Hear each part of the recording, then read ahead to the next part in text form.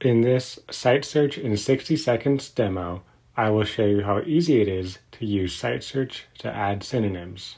Search synonyms improve findability and ensure that your search experience matches your customers' expectations. I want to do a search for product documentation, so I type docs as a shorthand into the search bar.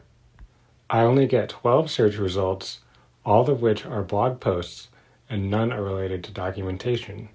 However, I know I can use a search synonym to equate docs with documentation, so I will head over to Site Search to set up a search synonym to improve my experience. In Site Search, I will select Basic Relevance. Then I go to the Synonyms tab. I will type docs into the word box and documentation into the synonym to box.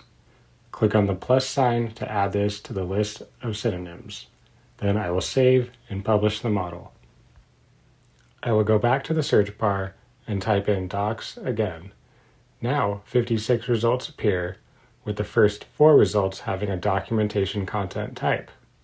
It's amazing how a little tuning on your end can make a big difference for your customer search experience. And you can see how easy it is to use Site Search to add new search synonyms. Thank you for watching our Site Search in 60 Seconds video.